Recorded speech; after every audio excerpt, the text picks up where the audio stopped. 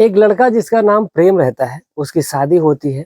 शादी बड़े ही धूमधाम से होती है और वो पल आता है जब एक लड़का और एक लड़की इस पल को गुजारने के लिए कई सालों से इंतज़ार करते हैं और इसी पल को इंतज़ार करने की जो इन लोगों की घड़ी होती है, वो समाप्त भी हो जाती है। जितने भी रिश्तेदार आए रहते हैं, कुछ चले जाते हैं और कुछ घर ही पे रुक जाते हैं। कुछ समय बीतता है, रात होती है, रात के लगभग जब 10 बज रहे होते हैं, तो जो लड़का होता है सभी अपने रिश्तेदारों को भेज लेता है, जितने उसके दोस्त रहते हैं, जो रिश्तेदार बाकी बचे रहते हैं, उसी घर पे रुक जाते हैं। कोई छत पे सोया होता है, तो कोई घर में सोया होता है, तो कोई आँगन में सोया होता है, कोई बरामदे में सोया होता है। ऐसे ही लोग सोए हुए होते हैं। लड़का अपनी दुल्हन के कमरे में जाता है और वहाँ पर जाकर के एक-दूसरे से बातचीत करते हैं। सभी लोग सोए हुए होते हैं, माँ आँगन में सोई थी, रूम से लगभग कुछ ही दूरी पे वो रूम होता है, उसी रूम पे कमरा होता है और उसी कमरे से बगल में आँगन होता है। उसी आँगन में जो उसकी माँ है, वो सोई हुई होती है। पता नहीं उसको किस बात का डर था, उसको ऐसा लग रहा था कि कोई अनहोनी ना हो जाए, इसीलिए जो माँ है, वो आँगन में ही सोई हुई थी। सब कुछ सही चल रहा था, वो सोई हुई थी और रात के जैसे ही 12:30 बजते हैं, तो अचानक से उस घर में से चीखने की आवाज़ आ जाती है। जैसे ही चीखने की आ जाती है आवाज़, चिल्लाने की आवाज़ आती है, माँ उठ कर के बैठ जाती है। जितने भी रिश्तेदार आए रहते हैं, जिनके कानों में ये आवाज़ जाती है, सभी लोग उठ कर के बैठ जाते हैं और सभी लोग भागते-भागते उस आँगन की तरफ आते हैं। और जो लड़की है, वो अंदर कमरे से किसी भी तरह करके बाहर आती है और बाहर आकर के वो हाँफती हुई पसीने से तरबतर थी। उसके बदन पे कपड़े के नाम पे बहुत ज़्यादा कपड़े नहीं होते हैं, बल्कि उसने एक नॉर्मल सा नाइटी पहना हुआ था। उसने जो सुहाग के जो कपड़े होते हैं, वो कपड़े उतार दिए थे।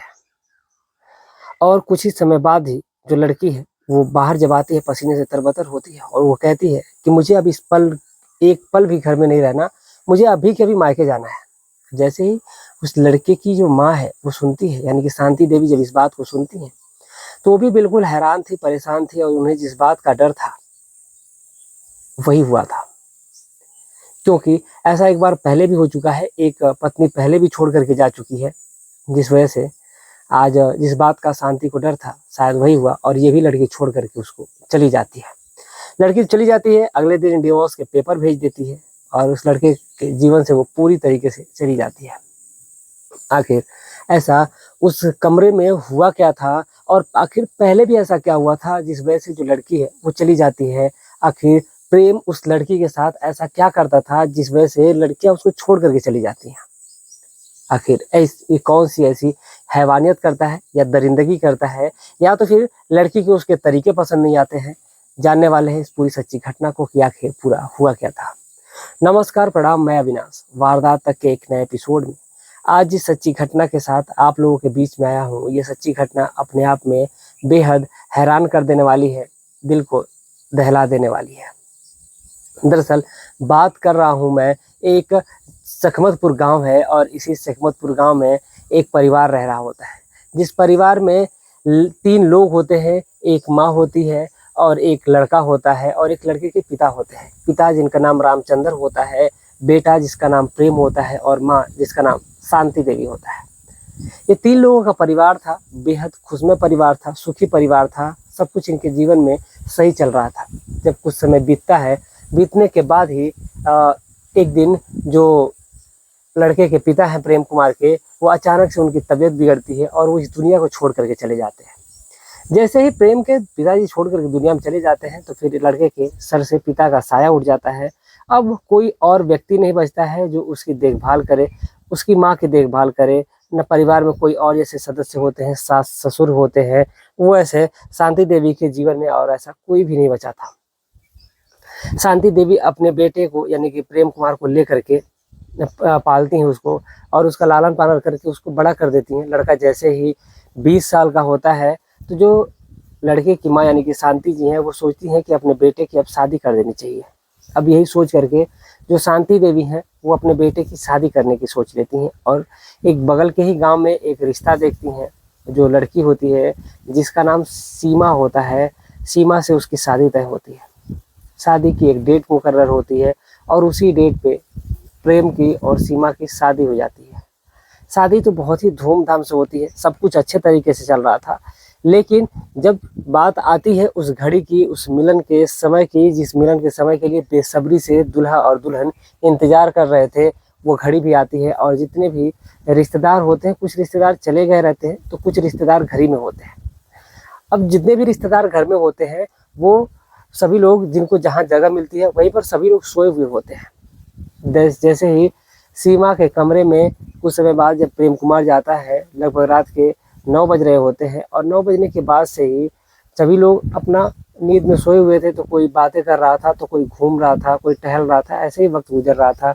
लेकिन जैसे ही रात के 12:30 बजते हैं तो कुछ ही समय बाद उस घर में से चीखने की और चिल्लाने की बहुत जोर से आवाज़ आती है। जैसे ही सीमा के चीखने चिल्लाने की आवाज़ आती है, शांति देवी के साथ बाकी जितने भी कुछ रिश्तेदार बचे हुए थे, सभी लोग दौड़ते भागते उस कमरे की तरफ जाते हैं। देखते हैं कि अचानक से अंदर जो लड़की है सीमा, वो गेट किसी तरह खोलती है और खोल करके वो वहीं पर गिर जाती है, बेहोश हो जाती है। उस लड़की को जगाया जाता है, होश में लाया जाता है, लेकिन जो लड़की है वो जल्दी होश में नहीं आती है। और कुछ समय बाद जब वो होश में भी आती है तो फिर वो लड़की तुरंत से कहती है कि उसको मायके जाना है, उसे अपने ससुराल में एक पल भी नहीं रहना है। अब ये उसका कोई ससुराल वसुराल नहीं है, अब वो यहाँ पर एक पल के लिए भी नहीं रहेगी। जैसे ही शांति देवी इस बात को सुनती है, वो बड़ा ही हैरान रहती है। कहते हैं, बेटा आखिर बात क्या है, आखिर तुम बताओगे मुझे, तभी तो मुझे पता चलेगा। आखिर प्रेम ने ऐसा क्या कर दिया तुम्हारे साथ जिस वजह से इस प्रकार की तुम बातें कर रही हो। तो जो सीमा होती है वो कहती है कि कुछ भी नहीं, मुझे अभी के अभी घर जाना है। और जो लड़की होती है वो उसी रात अपने मायके चली जाती है। सुबह को डिवोर्स के जब पेपर प्रेम के घर पे आते हैं तो फिर जो प्रेम है वो उसके चेहरे पे मुस्कान होती है और वो कुछ बोलता भी नहीं है। प्रेम की जो माँ यानी कि जो शांति देवी है, अब उनकी समझ में नहीं आ रहा है कि आखिर बात क्या है। लेकिन शांति देवी चुपचाप सब कुछ एक्सेप्ट कर लेती हैं और जो भी इस दहेज में मिला हुआ सामान होता है, सारे सामान को वापस भिजवा देती हैं। लेकिन आखिर उस मुस्कुराहट का राज क्या था, जब लड़की ने डिवोर्स के पेपर भेजे थे और प्रेम मुस्कुरा रहा था। लेकिन प्रेम अब ऐसे तो बचने वाला नहीं था। अब इसीलिए कुछ समय बाद जो शांति देवी होती हैं, वो अपने बेटे की शादी के लिए फिर एक लड़की देखती हैं, जिस लड़की का नाम अनु होता है। अनु महज अभी 22 साल की लड़की होती है, बेहद खूबसूरत, बहुत ही सुंदर होती है, लेकिन वो होती है बहुत ही गरीब। अब उसी लड़की से जब शादी तय हो जाती है, ज़्यादा कुछ सामान नहीं मिलता है, लेकिन जो बहू है वो जब घर में आती है, खुशियाँ आती हैं धूमधाम से। लेकिन सभी लोग फिर वैसे ही, सभी लोग रिश्तेदार जो होते हैं सभी अपने अपने जगहों पे सोए हुए थे, क्योंकि जो दूर दराज से आए हुए थे वो लोग उस रात तो जा नहीं पाएंगे। अब इसीलिए उसी रात वो लोग सभी लोग वहीं पे सोए हुए थे। लेकिन जो लड़के की माँ है यानी कि जो शांति देवी है, वो भी आंगन में ही सोई थी और इस डर से सोई थी कि कहीं ऐसा ना हो कि फिर ये वही अनहोनी हो जाए जो पहले हुई थी। अब जैसे ही इन सब बातों को सोचते हुए जो सीमा देवी होती हैं, जब सोई ही रहती हैं, कुछ समय बाद ही जब रात के लगभग 1 बज रहे होते हैं, तो इसी 1 बजे के दौरान फिर से वही चीखने की चिल्लाने की आवाज़ आती है और लड़की घर से बाहर निकल जाती है। और निकलने के बाद ही वो सीधा अपने घर के लिए भागती है और कहते हैं उसे एक पल भी नहीं इस घर में रहना। अब जो लड़के की माँ है वो कहती है कि आखिर बेटा बात क्या है, बैठो जरा, मुझे बताओ कि आखिर प्रेम ने तुम्हारे साथ क्या किया है, मुझे वो चीज़ जाननी है कि आखिर प्रेम ऐसा क्या कर दिया है तुम्हारे साथ। लेकिन लड़की कुछ बोलती नहीं, कहती तुम्हारा लड़का बेहद बहुत ही घटिया टाइप का इंसान है, बहुत ही निहायती कमीना टाइप का इंसान है। अब जैसे ही अपने बेटे के बारे में शांति देवी इस प्रकार की बात सुनती है, उन्हें गुस्सा तो आता है, लेकिन अपनी बहू पे नहीं बल्कि अपने बेटे पे आता है कि आखिर बेटा ऐसा क्या कर रहा है कि इसके पहले भी एक बहू आई थी, वो भी छोड़ करके चली गई और ये भी बोल रही है ऐसे ही। अब इसीलिए जो शांति देवी होती है वो कुछ बोलती नहीं है, लेकिन उस लड़की को दूसरे कमरे में सुलाया जाता है और वहाँ पर लड़की सोई भी रहती है। लेकिन जैसे ही सुबह होती है, लड़की अपने घर चली जाती है। घर जाती है, दूसरे दिन फिर वही डिवोर्स के पेपर लड़के के घर पे पहुंचते हैं और बाकायदा जो होते हैं तलाक वो हो जाता है। लेकिन उस दिन भी उस लड़के के चेहरे पे मुस्कुराहट होती है। समझ में बात ये नहीं आती है कि आखिर उसके चेहरे पे मुस्कुराहट है कैसी। फिर कुछ समय बाद शांति देवी की उम्र ढलती जा रही थी और वो सोचती है कि उसका बेटे का घर बस जाए, ताकि उसके बेटे की देखभाल के लिए और एक घर के वंशज को बढ़ाने के लिए वाला भी एक होना चाहिए। इसीलिए शांति देवी फिर से एक लड़की ढूंढती है। अब जिस लड़की को ढूंढती हैं, उस लड़की से पहले ही बातचीत करती है और बातचीत करने के दौरान उससे सोचती हैं पहले कि मैं इसको सुहागरात से पहले ही बता दूंगी और आखिर मुझे वजह भी जाननी है कि आखिर ऐसा होता क्या है कमरे के अंदर कि जिससे बहुएं हमारी चीखती हैं, चिल्लाती हैं, आखिर प्रेम उनके साथ ऐसा क्या कर देता है जिस वजह से वो चीख देती हैं और यहाँ से भाग जाती है। आखिर प्रेम ऐसा क्या कर देता है जिससे औरतें की उनकी बीवियों की चीखें निकल जाती हैं। सीमा देवी इसी चीज में परेशान थी। सीमा देवी ही नहीं बल्कि परेशान थी, बल्कि वहां पे जितने रिश्तेदार आते थे सभी लोग परेशान होते हैं। अब इसीलिए जो सीमा देवी हैं वो फिर से उस लड़की से थोड़ी बहुत बातचीत करती हैं। कहती हैं जब शादी करके सोचती हैं वो कि लड़की जब आएगी तो फिर मैं उससे सारी बातें समझा दूंगी और फिर से जो प्रेम है और उस लड़की यानी जिसका नाम राधिका होता है, राधिका से उससे उसकी शादी होती है। तो फिर राधिका भी घर में आती है, सब कुछ सही चल रहा होता है, रात का वक्त गुजरता है। जो प्रेम कुमार की माँ यानी कि जो सीमा देवी होती हैं उनको उस रात नींद नहीं आती है। कुछ लोग ऐसे भी रिश्तेदार थे जो पहले आया करते थे और जिनको इस बारे में पता होता है, उन लोगों को भी नींद नहीं आ रही थी। सभी लोग लगभग जगे ही हुए थे कि आखिर वो पल देखना था कि देखते हैं कि आखिर वो लड़की आती है कि नहीं। सीमा देवी जो है वो अपनी बहू से पहले ही बता चुकी, बेटा देखो चाहे जो भी कुछ होगा, तुम जो भी होगा तुम्हारे साथ कमरे में मुझे पता नहीं है, मैं रह भी नहीं सकती कमरे के अंदर, तो तुम जो भी तुम्हारे साथ होगा तुम मुझे बताना। तो वो कहती है माँ जी आप बिल्कुल घबराइए नहीं, जो भी होगा मैं आपको बताऊंगी आकर के। रात के 1 बजे का वक्त गुजर जाता है, 2 बज जाता है। सीमा देवी के दिल में थोड़ा सा चैन आता है कि लग रहा है कि अब सब कुछ नॉर्मल है,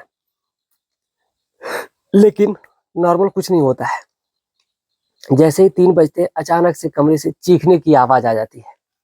अब जैसे ही चीखने की आवाज आती है फिर जो राधिका होती है फिर वो कमरे से निकल करके बाहर आती है और बाहर आते ही बेहोश होकर के गिर जाती है। जैसे ही वो बेहोश होकर के गिरती है तो फिर मामला फिर नहीं समझ में आता है कि आखिर बात क्या है।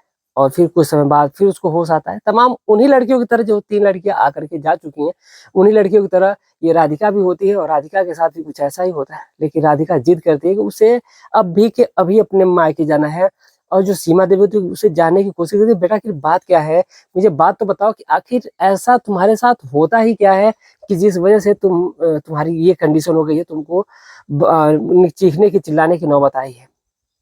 कहीं ना कहीं जो सीमा देवी वो सोचते हैं कि आखिर ये उन लोगों के साथ शारीरिक संबंध बनाता होगा, लेकिन कुछ ऐसी गलत हरकतें कर देगा होता होगा जिससे लड़कियां चीखने लगती होंगी, चिल्लाने लगती होंगी जब उनसे बर्दाश्त नहीं होता होगा। तो अब इसी बात को लेकर के वो परेशान थी, लेकिन लड़की वो भी चली जाती है, राधिका भी चली जाती है। और फिर उसके बाद जो प्रेम है फिर उसको आती है डिवोर्स की जब पेपर आते हैं तो उसको भी वो मुस्कुराते हुए ही साइन करता है। अब ये जो 3 शादियां हुई थी, इन 3 शादियों में जो प्रेम कुमार है वो मुस्कुराता ही हुआ ही नजर आता है और उसको किसी भी प्रकार का कोई गम नहीं था। ऐसा लग रहा था कि मानो उसने कोई जंग जीत ली हो, इस प्रकार का वो रिएक्ट कर रहा था, उस प्रकार का वो व्यवहार कर रहा था। अब सीमा देवी ये सोचती हैं कि आप अपने लड़के की शादी करेंगे ही नहीं, क्योंकि ऐसे ही उसने 3 लड़कियों का जीवन बर्बाद कर दिया है। अब वो और भी नहीं जीवन लड़कियों का बर्बाद करना चाहती हैं। अब इसीलिए लेकिन फिर कुछ समय बीतता है तो फिर वो सोचती हैं कि क्यों ना मैं एक विधवा लड़की से शादी करूं, विधवा औरत से शादी कर दूं, जिससे वो औरत होगी तो शायद इसको झेल लेगी और फिर कोई दिक्कत नहीं होगी और जो भी होगा वो मुझे बताएगी भी, क्योंकि वो इस दौर से गुजर चुकी होगी और वो इन सब चीज़ों को बखूबी समझती होगी। अब इसीलिए दूर के एक गांव में एक रिश्ता पता चलता है, जिस रिश्ते में जो लड़की होती है उसका नाम प्रियंका होता है। उसका जो पति है उसको छोड़ करके चला गया था। जो लड़की है प्रियंका, जो प्रियंका है उसकी उम्र यही कोई लगभग 30 साल के करीब उम्र रही होगी। प्रियंका की जब प्रेम से शादी होती है तो प्रियंका के भी उसी रात की तरह जब वो उनके पास जाने वाली होती है, उस कमरे में जाने वाली होती है, उससे पहले जो ये औरत होती है सीमा देवी, वो उस औरत से भी कहती है यही बात कि देखो 3 लड़कियां जा चुकी हैं और मैंने बहुत भरोसा किया है तुम पर, इसलिए मैंने तुमसे शादी की है अपने बेटे की। तो जो भी होगा मुझे कमरे की सारी सच्चाई तुम बताना, उसके बाद भले ही मेरे बेटे को छोड़ देना। तो वो कहती है कि ठीक है आप बिल्कुल टेंशन ना लीजिए, चाहे जैसा भी होगा मैं उसको बर्दाश्त कर लूंगी, मैं उसको झेल लूंगी, आपको शिकायत का मौका नहीं मिलेगा। कुछ समय बीतता है और बीतने के बाद से ही जब रात के लगभग 2 बजते हैं तो उसी 2 बजे के दौरान उस प्रियंका की भी चीखें निकल जाती है और प्रियंका भी चिल्लाने लगती है, चीखने लगती है और वो निकल करके बाहर आती है और वो भी वही जिद करती है जो बाकी की 4 लड़कियां करके गई थी। वो भी भागने की कोशिश करती है, वो भी अपने मायके जाने की कोशिश करती है, लेकिन जो सीमा देवी उसके हाथ पैर पकड़ती है और कहती है कि बेटा रह जाओ और मुझे बताओ कि आखिर बात क्या है, जो भी होगा मैं समझ लूंगी, कोई भी दिक्कत का सामना तुमको नहीं करना पड़ेगा। जो प्रियंका होती है वो कुछ बोलती नहीं है, लेकिन वो जाती भी नहीं है, वो रुक जाती है अपनी सासू माँ की बात को मान करके। और फिर उसके बाद से जो लड़का है जब अपनी पत्नी को सुबह में देखता है तो फिर भी वो कोई रिएक्शन नहीं देता है, उसको घूर करके देखता है। उसके बाद से फिर वो अपने काम पे चला जाता है। जैसे ही लड़का अपने काम पे चला जाता है, फिर जो लड़की है यानी कि जो बहू आई हुई है प्रियंका, वो अपनी सास सीमा के साथ मिल करके वो सास और बहू दोनों मिलकर के सोचती हैं कि आखिर ऐसा क्या हो जाता है कि जिस वजह से। लेकिन जो प्रियंका थी, उस प्रियंका से जब उसकी सास बार बार पूछे थे कि आखिर बताओ कि बात क्या है, तो वो कुछ बताने का नाम ही नहीं लेती। वो कहती है कि नहीं, मैं कुछ भी नहीं बताऊंगी, लेकिन मुझे डर है, मुझे अपने मायके जाना है। अब जैसे ही इस लड़के के प्रेम की जो माँ है वो सुनती है इस बात को, वो भी परेशान रहती है। फिर दोनों सास और बहू उसके कमरे में जाती हैं और कमरे में जा करके उसके कमरे की तलाशी ली जाती है। और जैसे ही कमरे की जब तलाशी ली जाती है तो उसमें कुछ उपन्यास मिलते हैं, कुछ ऐसी किताबें मिलती हैं जिसमें एक किताब होती है जिसको पढ़ करके शायद ये जो प्रेम है वो ऐसा ही किया करता था। उसमें ये लिखा था कि अपनी जो तुम्हारी बीवी है उसकी बीवी के साथ संबंध बनाओ, उसके बाद से फिर उस औरत को तुम डराओ, ताकि साड़ी पहन करके उसको औरत को डराओ, ताकि अगर वो जो औरत डर जाएगी तो तुम्हें छोड़ करके चली जाएगी तो समझ लेना कि वो तुम्हारे लायक ही नहीं है, लेकिन जो औरत टिकी रहेगी वही समझ लेना कि तुम्हारे लायक है वो।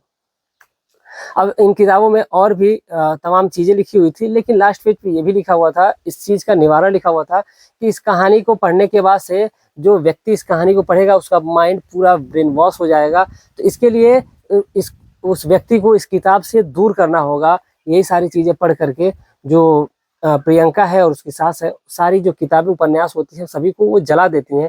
और जैसे उपन्यास जला दिए जाते हैं, फिर जैसे ही प्रेम कुमार आता है रात के वक्त, लेकिन जो प्रियंका होती है, प्रियंका उसके कमरे में नहीं जाती है और उस प्रेम को कोई फर्क भी नहीं पड़ता है, वो पूछता भी नहीं है कि उसकी बीवी कहाँ है।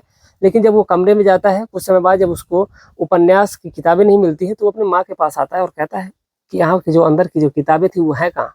उसकी माँ कहती है कि उन सारी किताबों को मैंने तो जला दिया है और फेंक दिया, कि किताबें झूठी मूठ का उसमें कचरा भरा हुआ था, इसलिए हमने सोचा कि रूम को साफ कर देते हैं, तो किताबें तुम पढ़ते नहीं हो।